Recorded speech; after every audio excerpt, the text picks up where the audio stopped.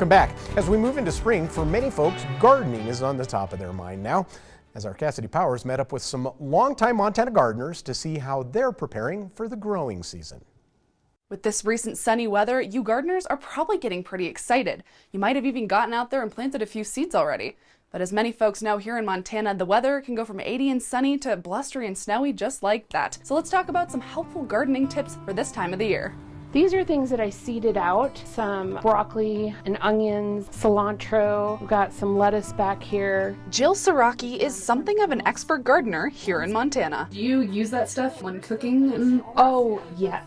Last year, I would think like a lot of meals, I came out and collected either some herb, an onion, something. She's been gardening for 14 years and has learned a thing or two along the way. What Jill says is the hardest part about gardening in Montana: the cold, the hail. Your garden can look amazing, and then next thing you know, it hails. This year, Jill is bringing some of her gardening indoors with this all-new greenhouse her husband built. Oh, I do love it.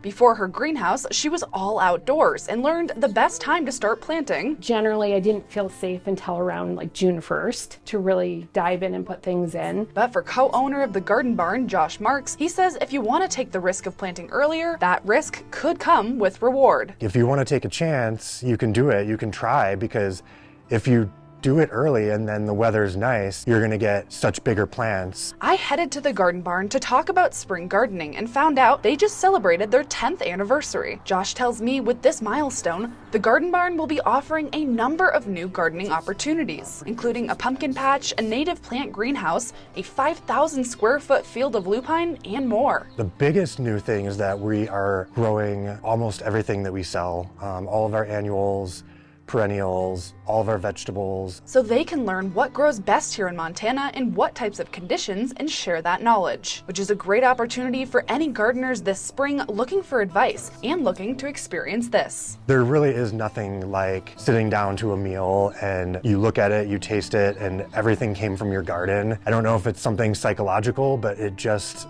tastes better. If you're really eager to get going, Jill says there are some plants that are better to get in the ground first. There are a few things with the vegetable garden that I didn't give enough credit to them handling cold really well, like broccoli. And spinach. But for most other gardening ventures, patience helps because Montana weather is rough. In Bozeman, Cassidy Powers, MTN News.